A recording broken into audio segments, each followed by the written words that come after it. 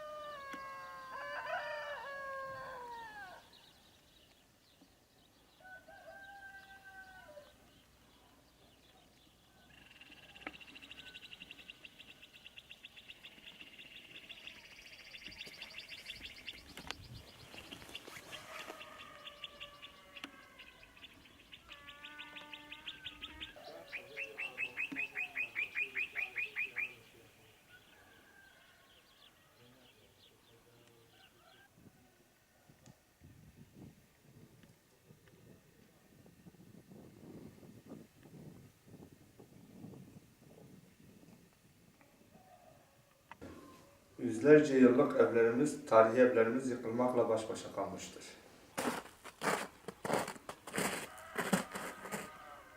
Bu evlerimizin yıkılmasının önlenmesi için yapılan dayanma. Bu dayanmayı biz yapmışız ki duvarlarımız düşmesin. Yol yapımında olmadığından dolayı bu dayanmaları yapmışız.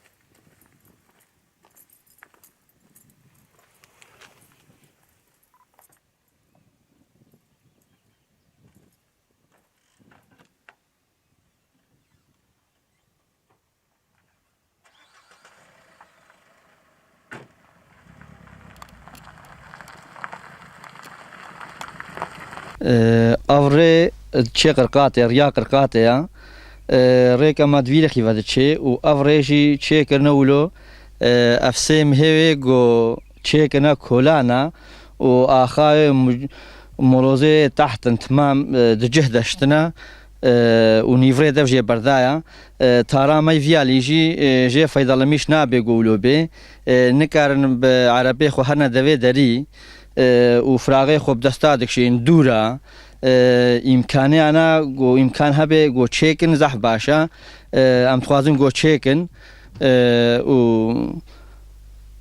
و nivre devce berdana. 90'lı yıllarda biz köyden PKK ve devlet baskısı altında kalarak, zorlanarak Batman'a taşınmak zorunda kalmıştık.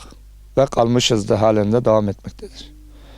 Şimdi burada asırlar öncesine dayanan bizim tarihi evlerimiz, asırlık evlerimiz hepsi yıkılmakla baş başa kalmıştır. Köyümüze geri dönmek için ve evlerimizi onarmak için bu yolun yapılması için Gercüş Kaymakamlığımıza başvurmuştuk. Gercüş Kaymakamlığından bir iki tane görevli gelip burada kontrol ederek bu yolun koordinatlarını alıp ve ölçülerini alıp size geri döneceğiz diye 3-4 yıldır halen de beklemekteyiz. Bir ara bir kepçe gönderip bu halde koydular. Bir iki günlük çalışma yaptılar. Ondan sonra geri çektiler kepçeyi. Bu sebebi de şu. Niye biz asırlık evlerimizin yollarının yapılması için biz basın yoluyla bunu dile getirmeye çalıştığımız için Gercüş İl Özel İdare Müdürü Taner Saraç beyefendi niye basınla paylaştığımız için adam bize kepçeyi buraya gönderdiği kepçeyi geri çekti ve bir daha göndermedi. Yani bu yolun yapılması çok değil. Hepsi 800-900 metre.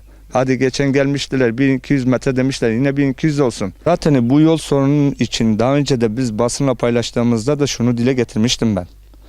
Gercüş Kaymakamlığımız sadece bu yolun yapılmasını yapsın ve 90'lı yılların mağduru olduğumuz için terör mağduriyeti yaşadığımız için asırlık evlerimizi biz kendimiz şahsen kendi elimizle onarmak için biz bu yolun yapılmasını istedik ve evlerimizi devletten destek almadan biz kendi şahsımız, kendi ellerimizle yapmak zorundayız. Yapacağız.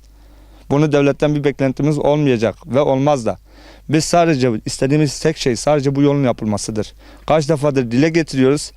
Gercüş Kaymakamlığı niye dile getirmişiz diye Taner İl Özel İdare Müdürü Taner Saraç Bey burada adam kepçeyi geri çekti. Nedeni ise basınla paylaştığımız için. Hakkımızı istiyoruz. Biz fazla bir şey istemiyoruz buradan. Biz 90'lı yılların terör mağduru olduğumuzdan dolayı sadece tek istediğimiz bu yolun yapılmasıdır. Terör mağduriyetinden herhangi bir beklentimiz yok devletten. Herhangi bir köye dönüş için bir tazminat yahut da bir bedel istemiyoruz. Sadece istediğimiz tek şey şu yolun yapılmasıdır.